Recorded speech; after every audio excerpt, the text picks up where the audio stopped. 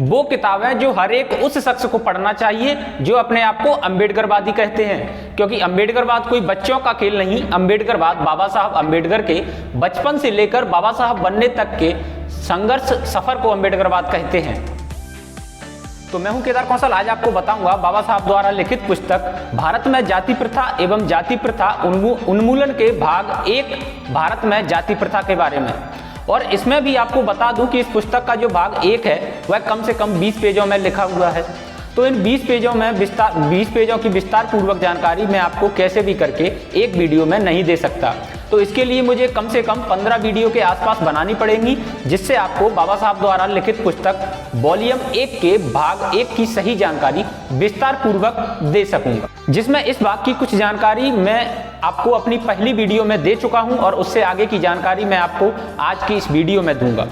तो बाबा साहब अपने पहले वॉल्यूम के भाग 1 भारत में जाति प्रथा के अंदर लिखते हैं, जब तक भारत में जाति प्रथा बनी हुई है तब तक हिंदुओं में अंतरजातीय विवाह और बाहरी लोगों के साथ शायद ही समागम यानी एकत्रता हो सके, और यदि हिंदू पृथ्वी के अन्य क्षेत्रों में भी जाते हैं तो भारतीय जात पात की समस्या विश्व की समस्या हो जाएगी।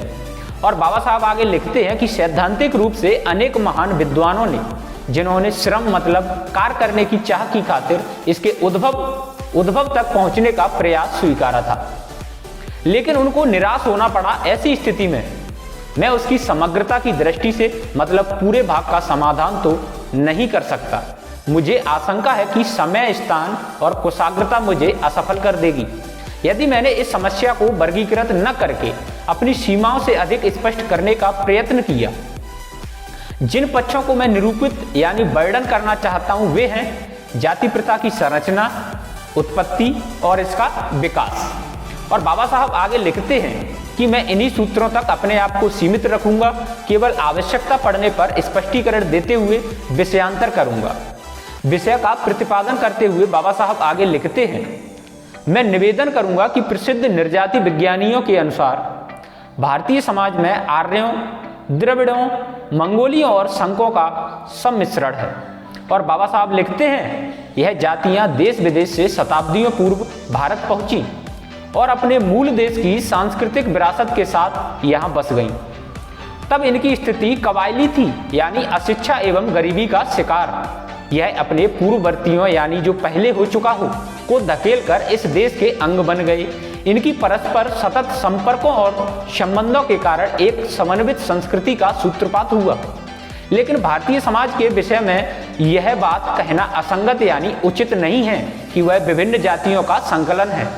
पूरे भारत में भ्रमण करने पर दिक दिंगत में यह साक्ष्य मिलेगा कि इस देश के लोगों में शारीरिक गठन और रंग रूप की दृष्टि में कितना अंतर है।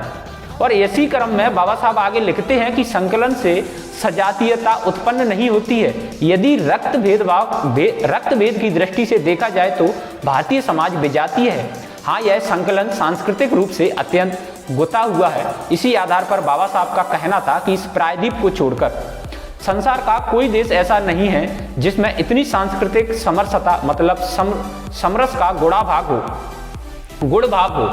हम केवल भौगोलिक दृष्टि से ही सुगठित नहीं हैं, बल्कि हमारी सुनिश्चित सांस्कृतिक एकता भी अविच्छिन्न और अटूट है, जो पूरे देश में चारों दिशाओं में व्याप्त सांस्कृतिक एक रूपता के कारण जाति प्रथा इतनी विकराल यानी बड़ी समस्या बन गई है कि उसकी व्याख्या करना कठिन कार्य है।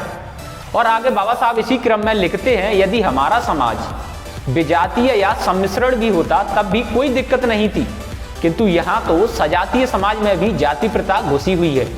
हमें इसकी उत्पत्ति की व्याख्या के साथ साथ इसके संक्रमण की भी व्याख्या करनी होगी। तो साथियों, आज की वीडियो में इतना ही, और आगे आने वाली वीडियो में इसी भाग के आगे के पैराग्राफ को आगे बढ़ाते हुए आपके लिए जानकारी को निरंतर रखूंगा। सो सभी साथियों को जय भीम, नमो बुद्धाय। अगर आपको इस चैनल पर बाबा साहब से संबंधित जानकारी अच्छी लगती हो तो वीडियो को लाइक, वीडियो पर कमेंट, वीडियो को शेयर करने के साथ साथ चैनल को सब्सक्राइब करें।